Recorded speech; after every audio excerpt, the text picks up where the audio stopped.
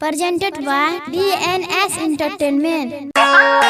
Recording by Nilambar Studio, Delhi.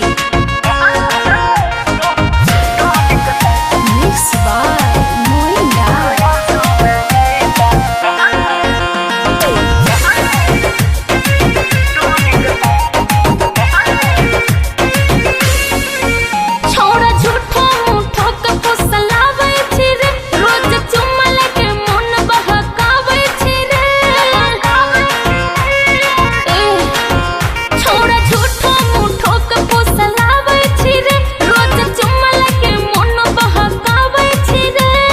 हमरा बनाइले अपन सैया गे छौरी तोहरा भाग खुल जैतो।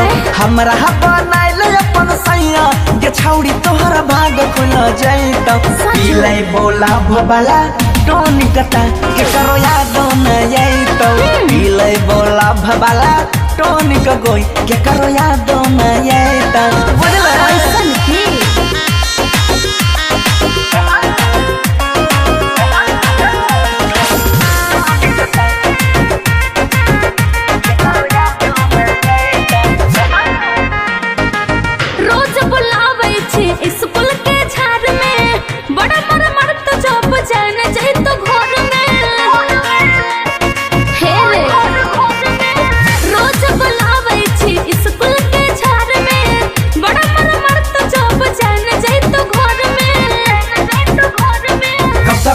रहा बोयार के जल्दी बनाइले अपन बता रे तब तक कोनो टेंशन होय तो चुम्मा लेबो दिन में 4 बार रे।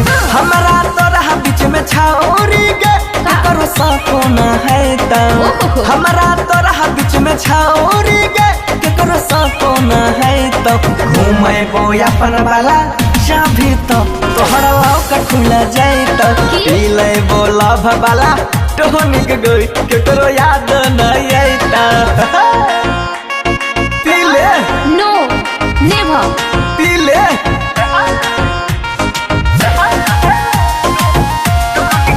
Mixed by Moinda.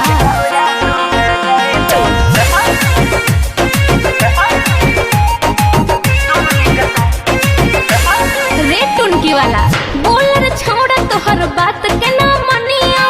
मन में झुके तोहर नियत हम जानिया।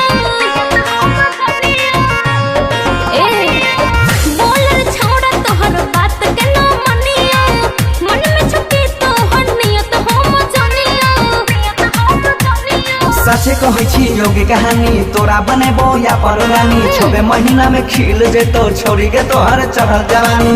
रात रात भर रोज जागई बौगे बनसी न शरमैतो। रोज रोज रात भर जगई बौगे बनसी न शरमैतो। पीले बोला भबाला टोनी कता के करो याद न आइतो। घूमे बो अपन वाला चाभी तो तोहरा लौक खुल जाइतो।